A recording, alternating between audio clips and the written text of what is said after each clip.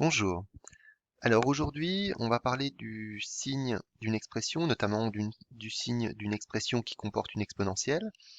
Mais pour replacer les choses dans leur contexte, on va commencer par rappeler comment on détermine le signe d'une expression d'une manière générale. Donc, on cherche le signe d'une expression f de x.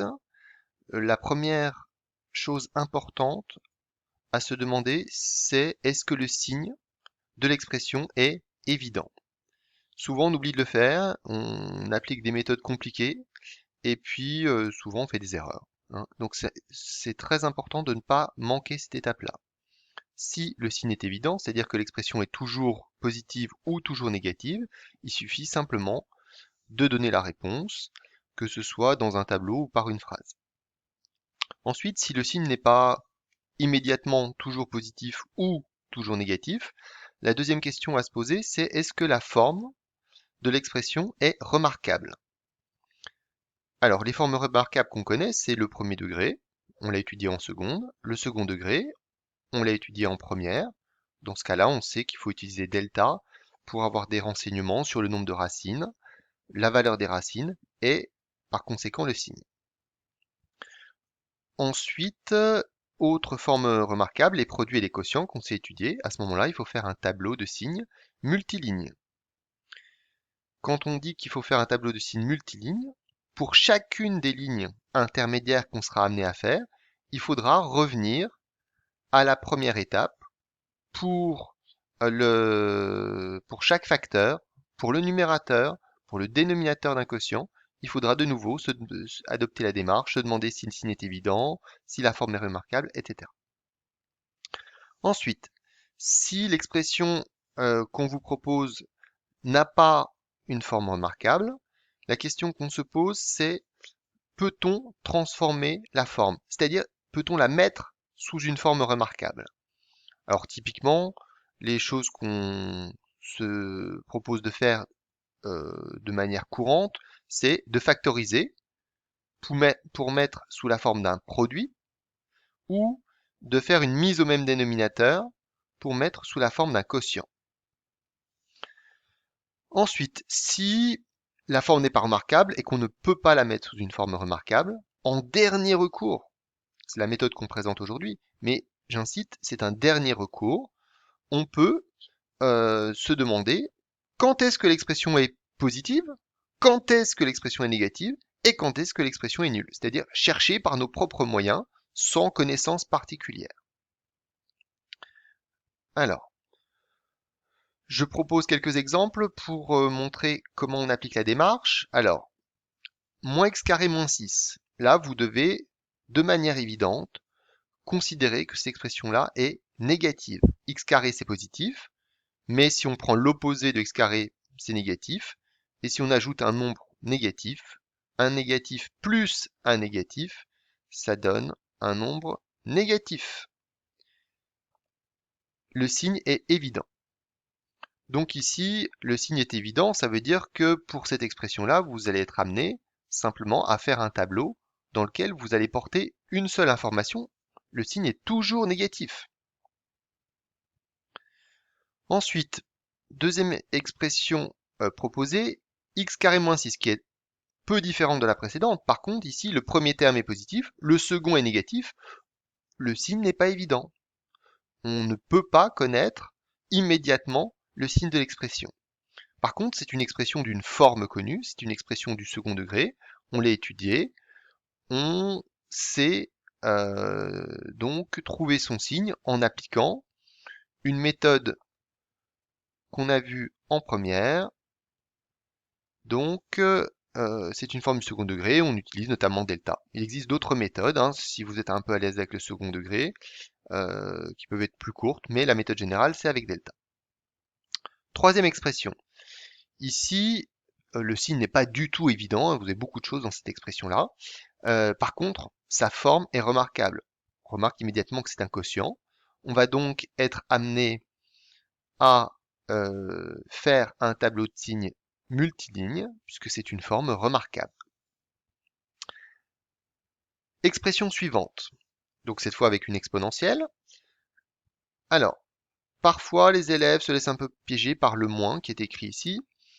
Je rappelle ce qu'on sait sur exponentielle, c'est exponentielle de n'importe quoi et positif. Donc, y compris exponentielle de moins x. Exponentielle de moins 1 million, c'est un nombre positif. Donc ici, vous avez affaire à une somme de deux nombres positifs. Le signe doit être évident pour vous. Cette expression est une expression positive. Expression suivante. Donc, encore une fois, on se retrouve avec une expression un petit peu compliquée. Il y a des nombres positifs, mais il y a un moins là au milieu. Donc, on ne peut pas donner le signe de manière évidente. Cette expression n'est pas du premier degré, cette expression n'est pas du second degré. Ça n'est pas un produit, et ça n'est pas non plus un quotient. Il y a un moins ici, hein. Donc, cette expression, c'est une différence. L'un des termes est un quotient, bon, mais ce n'est pas une expression remarquable. Par contre, on peut la mettre sous une forme remarquable en faisant une mise au même dénominateur. Donc c'est la partie 3 de la démarche. Ensuite, expression proposée, qui est une expression du troisième degré, avec un moins, etc. Donc cette expression n'a pas un signe évident. Cette expression ne fait pas partie des formes remarquables qu'on connaît. On sait étudier le premier degré, le second degré, mais pas les expressions du troisième degré. Donc ici, on pense à une transformation d'écriture et dans ce cas-là, c'est possible. On peut transformer l'écriture en faisant une factorisation. Enfin, dernière expression proposée, le signe n'est pas évident. Contrairement à l'expression qui était là, où on avait la somme de deux nombres positifs, ici, le premier terme est positif, mais le second est négatif. Le signe de l'expression, dans sa globalité, n'est pas évident.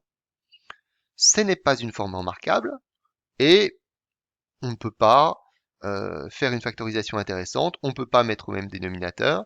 Donc pour cette expression-là, on va devoir utiliser la méthode de dernier recours, qui est de résoudre une inéquation. Cette méthode-là, on va la présenter tout de suite. Donc ici, la question qui vous est posée est d'étudier le signe de l'expression qui se trouve ici. Donc 5 moins 5 exponentielle x plus 4. Donc pour étudier le signe de cette expression, on va résoudre des inéquations et des équations, c'est-à-dire on va se demander quand est-ce que l'expression est positive, quand est-ce que l'expression est nulle, quand est-ce que l'expression est négative. Alors ici on a fait le détail de la résolution, quand est-ce que l'expression est positive. Donc je vois qu'il y a ici une équivalence en trop que je vais supprimer immédiatement. Donc ici, il ne faut pas écrire d'équivalence, je le vois parfois dans les copies. Vous ne pouvez pas écrire une équivalence avant de commencer. Une équivalence, c'est forcément entre deux lignes. Donc, ici, on se demande quand est-ce que l'expression est positive. C'est une inéquation, on résout cette inéquation. Donc, on commence par passer le 5 exponentielle x plus 4 à droite, ce qui nous permet d'éliminer ce moins. Vous savez que quand on garde un moins devant une expression, on risque d'avoir des problèmes pour gérer ce moins. Donc on élimine déjà ce problème. Ensuite ici, pour isoler l'exponentielle, on divise par 5. Donc des deux côtés, on a divisé par 5. Puis ensuite, ce qu'on a fait, c'est qu'on a remarqué que le 1 écrit ici était une exponentielle. Dans le cours, vous savez que 1, c'est exponentielle de 0. Ce qui fait que, en appliquant cette méthode, on se retrouve avec à gauche de l'inégalité une exponentielle et à droite, le membre de droite est également une exponentielle. Ce qui se passe quand on a le membre de gauche qui est une exponentielle et le membre de droite qui est une exponentielle, on peut se dire que l'exponentielle étant une fonction croissante, conserve l'ordre. C'est-à-dire que les exponentielles sont dans le même ordre que leurs antécédents.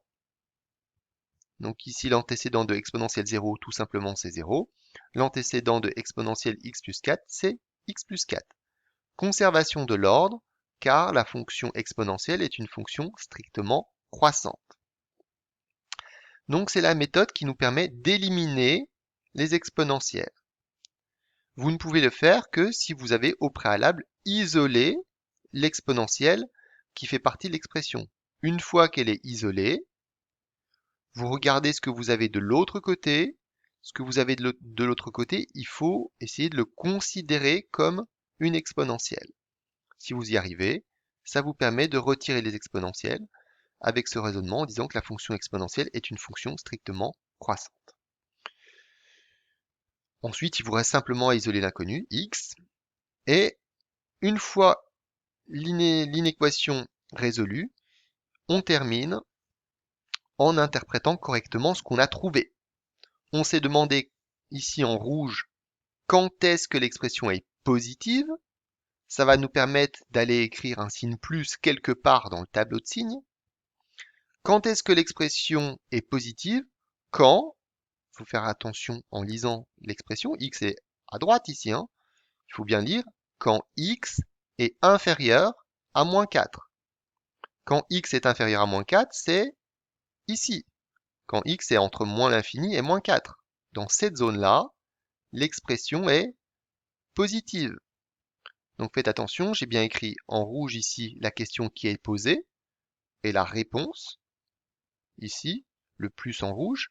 Et puis, la résolution de l'inéquation nous a permis de trouver à quel endroit écrire l'information. En vert, ici, c'est à cet endroit-là qu'il faut écrire le plus. Alors, si on était totalement rigoureux, il faudrait de la même manière résoudre l'équation. On trouverait x égale moins 4. Il faudrait aussi résoudre l'autre inéquation. Quand est-ce que l'expression est négative? On trouverait x supérieur à moins 4 et on écrirait le moins à cet endroit-là. Comme c'est un petit peu répétitif, on va se permettre d'être un tout petit peu moins rigoureux. On tolère que vous ne résolviez pas l'équation et la deuxième inéquation. Une fois que vous avez placé votre signe plus, vous avez le droit, même si ça n'est pas tout à fait rigoureux, ça n'est pas prouvé, mais bon, on vous donne des expressions simples, donc on vous autorise à le faire. Vous pouvez placer votre 0 et votre moins aux endroits qu'il reste. Donc voilà pour la méthode pour trouver le signe d'une expression qui comporte une exponentielle. Pour terminer, j'insiste, n'oubliez pas qu'il ne faut absolument pas appliquer cette méthode si les méthodes précédentes marchent. Pour cette expression-là, si vous appliquez la méthode qu'on vient de présenter, ça va être faux. Quand vous avez cette expression-là, dès le départ, vous pouvez dire le signe est évident, l'expression est toujours positive. Voilà, on s'arrête là pour aujourd'hui.